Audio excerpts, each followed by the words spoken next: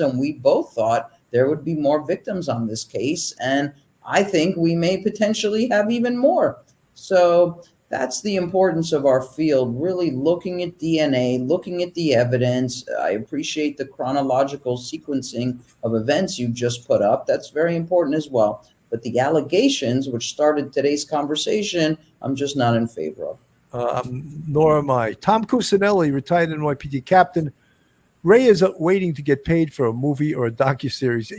Look, John Ray has been involved in this case as the attorney for the Gilbert Shannan Gilbert family. And, I try to explain to everyone, Shannan Gilbert, as of right now, is not a murder. It's not listed. And the only person's opinion that matters is the Suffolk County medical examiner.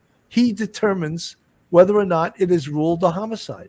He's ruled it not undetermined. He couldn't determine it.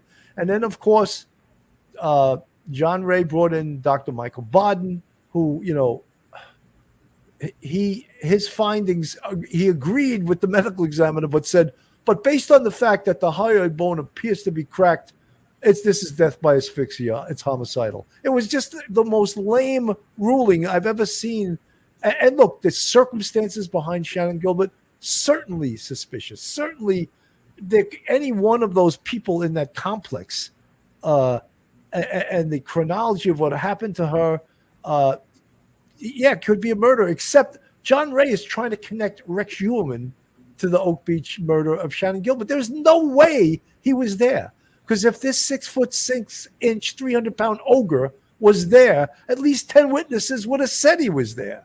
And not a single person has said he was there. So I know there are those out there that are going to be very disappointed that we're saying, look, we have to agree with what the medical examiner's findings are and the reinvestigation of it, because I know everyone wants to say how corrupt the Suffolk County Police is, but the reinvestigation of that case by the Gilgo Beach Task Force, if we don't accept it, there's nothing else. No one else, an attorney isn't going to tell the police that's a murder and you either make it a murder or because it's not. It's what the medical examiner says it is. Mike.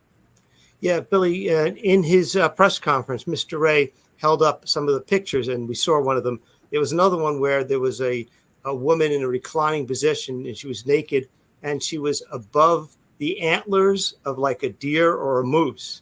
And in the background, it was looked like long, high grass and like marsh. And he said, "Look at this picture. Look at this woman being killed, laying on these antlers. Look at the marsh in the background.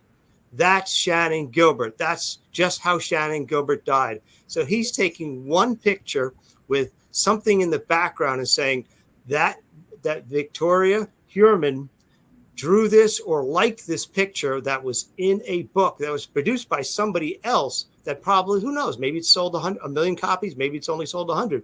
But he's saying that picture is indicative of her knowing or somehow participating in a homicide of Shannan Gilbert. That is so far outside the bounds of reality that it's really difficult. And I think that's where Shannan Gilbert's family even criticized Mr. Ray's efforts by saying it was, irresponsible for what he did because it does not help their family whatsoever. Very, very, very, very troubling.